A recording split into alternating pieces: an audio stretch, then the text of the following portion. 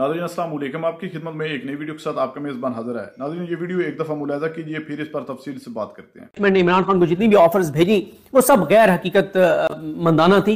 मसलन इस्टेब्लिशमेंट ने उनको ये पैगाम भेजा कि आपको हम अदालतों को इन्फ्लुएंस नहीं करते, चाबी वाले खिलौने जो जजेस हैं उनको नहीं लगाते और मेरिट पे आपको फैसले होने देते हैं, और मेरिट पे आपके फैसले होंगे तो आप बाहर आ जाएंगे। लेकिन आप जो है वो आराम से जाके बनी गाला बैठ जाएं, जो भी आपने अपनी मसरूफियत जारी रखनी है रखें, लेकिन आप उस तरह से एजुटेशन की तरफ नहीं जाएंगे, पार्टी से उस तरह से एजुटेशन की कॉल नहीं देंगे, सड़कों पे नहीं आएंगे, हुकूमत को डिस्टर्ब नहीं करेंगे।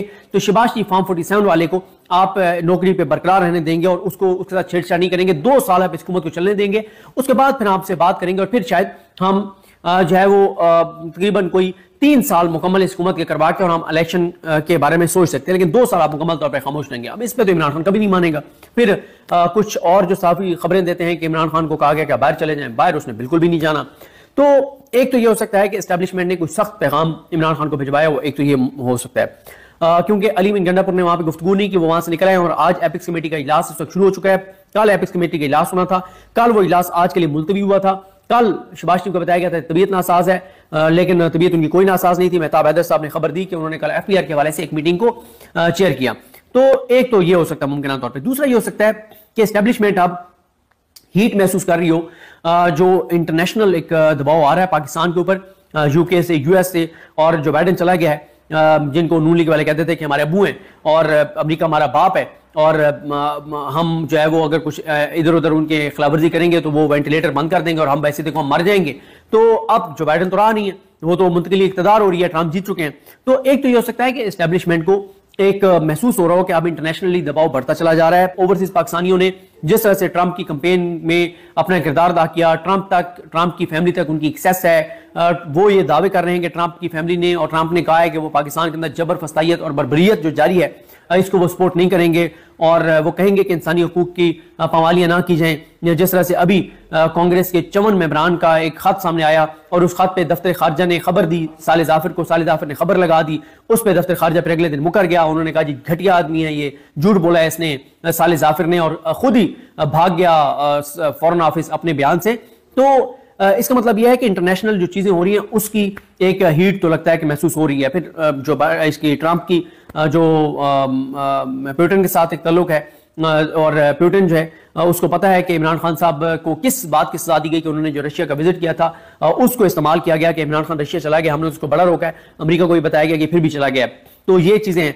तो अब ये भी हो सकता है कि एस्टेब्लिशमेंट को अंदाजा हो रहा हो कि इंटरनेशनली भी मुश्किलात बढ़ रही हैं, कि ओवरसीज पाकिस्तानी जो हैं उन्होंने जो कि यहाँ पे इतलात हुकूमत के एक सोर्स ने बताया है कि इनको ये इतला मौसूल हुई है कि ओवरसीज पाकिस्तानी जो हैं वो 50 इंटरनेशनल ह्यूमन राइट्स ऑर्गेनाइजेशंस या इंपॉर्टेंट फोरम्स जो हैं उनकी एक लिस्ट बना रहे हैं, और हुकूमत ये दावा कर रही है कि तहरीक इंसाफ 1 लाख ईमेल्स उन 50 फोरम्स को करवाएगी। तो ये आप देखें ना, ये हुकूमत इस वक्त जाहिर है जो मर्जी ओपन मतलब कैमरे पे जो मर्जी कहे, ओपनली जो मर्जी कहे, लेकिन अंदर से इनको खौफ है।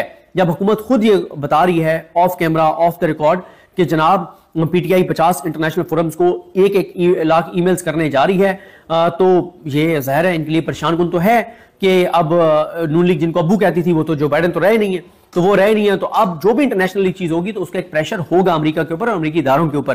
तो ये इसलिए एक ये परेशानी है।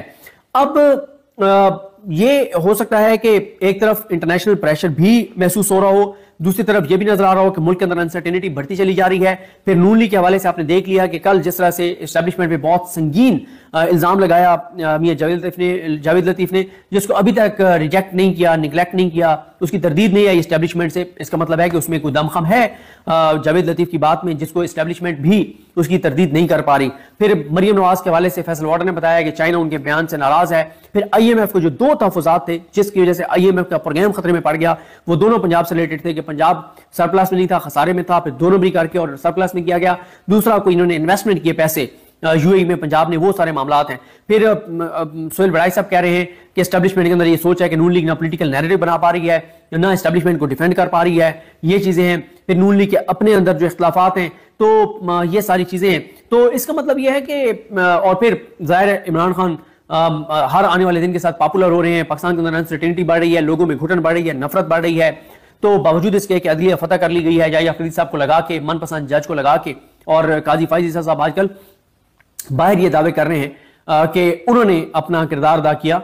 और काजी फाइज ईसा सोर्सेज ये बताते हैं कि उन्होंने कहीं यूके में ये बात की है कि याहिया अफरीदी साहब के साथ मैं राब्ते में हूं, और काजी फाइज ईसा साहब ने ये बात यूके में की है कि याहिया अफरीदी साहब को मैंने बनवाया है और ये मेरे इंतखाब थे और मैंने ही मंसूर अली शाह और मुनीब अख्तर को आउट करवाया है। तो काजी फाइज ईसा साहब फख्र से ये कह रहे हैं कि याहिया अफरीदी साहब जो हैं उनको मैंने लगवाया है, और काजी फाइज ईसा ये दावा कर रहे हैं बाहर बैठकर, जो सोर्सेज बता रहे हैं कि याहिया अफरीदी साहब मेरी लेगेसी लेके चलेंगे। और काजी फाइज ईसा साहब ये दावा कर रहे हैं कि इमरान खान के लिए याहिया अफरीदी के दौर में मेरे दौर से ज्यादा मुश्किलात होंगी। ये काजी फाइज ईसा बाहर कहते फिर रहे हैं और बड़े खुश होकर बता रहे हैं कि ये समझ रहा है कि मैं चला गया हूं तो इसके लिए आसानी हो जाएगी, याहिया अफरीदी इसको बताएगा कि वो उसके साथ क्या करेगा। तो ये अगर काजी फाइज ईसा कहते फिर रहे हैं तो जाहिर है अभी तक तो फिर याहिया अफरीदी साहब ऐसी चीजें कर रहे हैं जिससे काजी फाइज ईसा की बात की तस्दीक हो रही है। तो ये अब है आज इस हवाले से, अब जो एपिक्स कमेटी का इजलास है उसमें पता चलेगा। हुकूमत एक पैनिक में भी है, दबाव में भी है। जो एस्टेब्लिशमेंट ने इमरान खान को जितनी भी ऑफर्स भेजी वो सब गैर हकीकत मंदाना थी। मसलन एस्टेब्लिशमेंट ने उनको ये पैगाम भेजा कि आपको हम अदालतों को इन्फ्लुएंस नहीं करते, चाबी वाले खिलौने जो जजेस हैं उनको नहीं लगाते, और मेरिट पे आपको फैसले होने देते हैं, और मेरिट पे आपके फैसले होंगे तो आप बाहर आ जाएंगे। लेकिन आप जो है वो आराम से जाके बनी गाला बैठ जाएं, जो भी आपने अपनी मसरूफियत जारी रखनी है रखें, लेकिन आप उस तरह से एजुटेशन की तरफ नहीं जाएंगे, पार्टी से उस तरह से एजुटेशन की कॉल नहीं देंगे, सड़कों पे नहीं आएंगे, हुकूमत को डिस्टर्ब नहीं करेंगे। तो शहबाज शरीफ फॉर्म 47 वाले को आप नौकरी पे बरकरार रहने देंगे और उसको उसके साथ छेड़छाड़ नहीं करेंगे, 2 साल आप इस हुकूमत को चलने देंगे, उसके बाद फिर आपसे बात करेंगे, और फिर शायद हम जो है वो तकरीबन कोई 3 साल मुकम्मल इस हुकूमत के करवा के और हम इलेक्शन के बारे में सोच सकते हैं, लेकिन 2 साल आप मुकम्मल तौर पर खामोश रहेंगे। अब इस पर तो इमरान खान कभी नहीं मानेगा। फिर कुछ और जो साफी खबरें देते हैं कि इमरान खान को कहा गया कि बाहर चले जाएं, बाहर उसने बिल्कुल भी नहीं जाना। तो एक तो ये हो सकता है कि एस्टेब्लिशमेंट ने कोई सख्त पैगाम इमरान खान को भिजवाया, वो एक तो ये हो सकता है क्योंकि अली मीन गंडापुर ने वहां पे गुफ्तगू नहीं की, वो वहां से निकल आए, और आज एपिक्स कमेटी का इजलास इस वक्त शुरू हो चुका है। कल एपिक्स कमेटी का इजलास होना था, कल वो इजलास आज के लिए मुलतवी हुआ था। कल शहबाज शरीफ को बताया गया था तबीयत नासाज है, लेकिन तबीयत उनकी कोई नासाज नहीं थी। मेहताब हैदर साहब ने खबर दी कि उन्होंने कल FPR के हवाले से एक मीटिंग को चेयर किया। तो एक तो ये हो सकता है मुमकिन तौर पर। दूसरा ये हो सकता है कि एस्टेब्लिशमेंट अब हीट महसूस कर रही हो, जो इंटरनेशनल एक दबाव आ रहा है पाकिस्तान के ऊपर, UK से, US से, और जो बाइडेन चला गया है, जिनको नून लीग वाले कहते थे कि हमारे अबू हैं और अमेरिका हमारा बाप है, और हम जो है वो अगर कुछ इधर उधर उनके खिलाफवर्जी करेंगे तो वो वेंटिलेटर बंद कर देंगे और हम वैसे देखो हम मर जाएंगे। तो अब जो बाइडेन तो रहा नहीं है, वो तो मुंतकिली इख्तिदार हो रही है, ट्रंप जीत चुके हैं। नाज़रीन, आपने जो वीडियो मुलाजा फरमाई है, इस वीडियो के बारे में आपकी क्या राय है? कमेंट सेक्शन में अपनी कीमती राय दीजिए, और अगली वीडियो तक आपने मेजबान को दीजिए इजाजत। अल्लाह हाफिज।